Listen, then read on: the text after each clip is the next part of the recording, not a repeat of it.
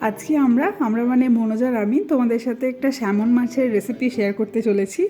দেখতেই পাচ্ছ একটা স্যামনের পিস নিয়ে নিয়েছি, তো কাটার দায়িত্বটা মনোজই নিয়েছে, মানে দেওয়া হয়েছে ওকে।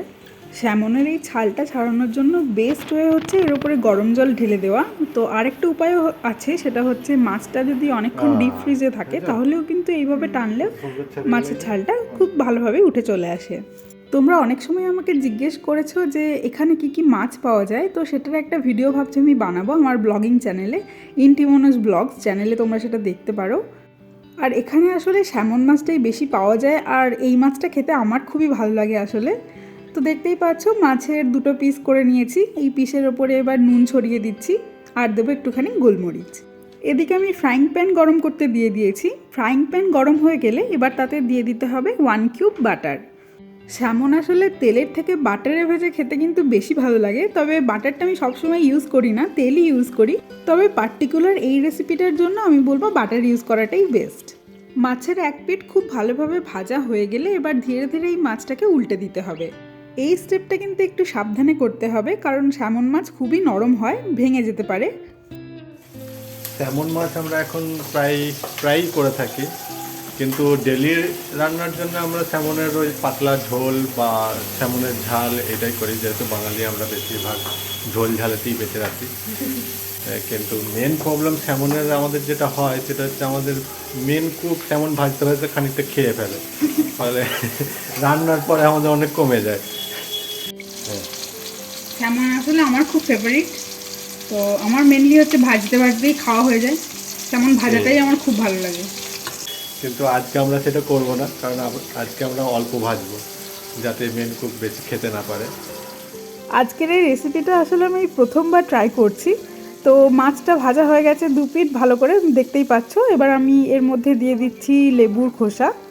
ওপরের যে হলুদ অংশটা শুধু ওটাই দিতে হবে, খেয়াল রেখো যাতে ওই সাদা অংশটা না পড়ে যায়, তাহলে কিন্তু এটা তেতো হয়ে যাবে। মাছটাকে আর বেশিক্ষণ ভাজবো না, লেমনটা দেওয়ার সঙ্গে সঙ্গেই কিন্তু এই মাছের পিস দুটোকে আমাদের তুলে রাখতে হবে। তো আমি পিস দুটোকে এখন একটা পাত্রে তুলে রাখছি। আজকে রান্নাটার কি নাম গো? আজকের রান্নাটার নাম হচ্ছে স্যামন। অ্যাকচুয়ালি এই রান্নাটার কী নাম দেবো আমি ঠিক খুঁজে পাচ্ছিলাম না, যদিও এই রান্নাটার একটা ইটালিয়ান নাম রয়েছে। ইটালিয়ানে এই রেসিপিটার নাম স্যামন পিকাতা, তবে কেন জানি না এই নামটা আমার খুব একটা পছন্দের নয়। আসলে রেসিপির নাম শুনে তবেই তো জিভে জল আসার মতো একটা ফিলিংস হয়, তাই না? তো তোমাদের সাথে গল্প করতে করতে এই পার্সলে পাতাগুলো আমরা এরমভাবে চপড করে নিয়েছি। তোমরা পার্সলে না পেলে তার বদলে ধনে পাতাও ইউজ করতে পারো। আর এখানে আমরা নিয়েছি 1 কাপ পরিমাণ কুকিং ক্রিম। তো মনোজ এই রেসিপিটার নাম দিয়েছে মাতাল স্যামন। তোমরা তোমাদের পছন্দ মতো নাম আমাকে কমেন্ট সেকশনে জানাতে পারো। স্যামন ভাজার যে তেলটা ছিল তার মধ্যে এখন আমি এই লেবুর রসটা দিয়ে দিচ্ছি, আর এরপর আমাদের দিয়ে দিতে হবে এই হোয়াইট ওয়াইন। তো এর জন্যই মনোজেটার নাম দিয়েছে মাতাল স্যামন। নামটা আমার খুবই ইন্টারেস্টিং লেগেছে, তোমাদের কেমন লেগেছে আমাকে অবশ্যই জানিও কমেন্ট সেকশনে। তো এরপর আমরা এখানে দিয়ে দিলাম 1 কাপ পরিমাণ হোয়াইট ওয়াইন। আর একটু লেবু লাগবে, টক টক ব্যাপারটা নাহলে আসবে না। এরপর এর মধ্যে দিয়ে দিচ্ছি ক্রিম। এই পুরো প্রসেসটা কিন্তু আমাদের লো ফ্লেমে করতে হবে। এরপর এর মধ্যে আরও একটুখানি বাটার অ্যাড করলাম। এবার এই পুরো জিনিসটাকে একটু ভালো করে মিশিয়ে নিতে হবে এবং একটু ফ্লেমটা হাই করে দিয়ে এটাকে একটুখানি ফুটতে দিতে হবে। বাটারটা গলে গেলে এবং পুরো জিনিসটা একবার ফুটে উঠলে তাতে দিয়ে দিতে হবে পরিমাণ মতো নুন আর পার্সলে। স্যামনের এই রেসিপিটা কিন্তু ভাত বা রুটির সাথে খাওয়ার জন্য নয়, এই রেসিপিটা মেনলি স্যালাডের সাথে বা শুধু খেতেই বেশি ভালো লাগে। এই গ্রেভিটা একবার ভালো করে ফুটে উঠলে এবার আমি তার মধ্যে দিয়ে দিচ্ছি ভেজে রাখা স্যামনের পিসগুলো।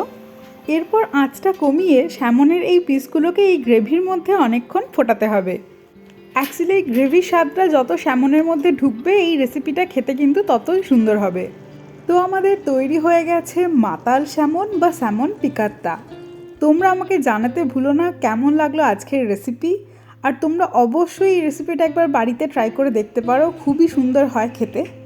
আর এই রেসিপিটা আমি শুধুমাত্র স্যামন দিয়েই করেছি, তোমরা চাইলে কিন্তু ভেটকি দিয়ে একবার করে দেখতে পারো, আর আমাকে অবশ্যই জানিও অন্য মাছ দিয়েও এই রেসিপিটা হয় কি না। খুব তাড়াতাড়ি হাজির হয়ে যাব পরের আরেকটা রান্নার ভিডিও নিয়ে। ততক্ষণের জন্য ভালো থেকো, সুস্থ থেকো, আর এই ভিডিওটা ভালো লাগলে একটা লাইক করে দিও।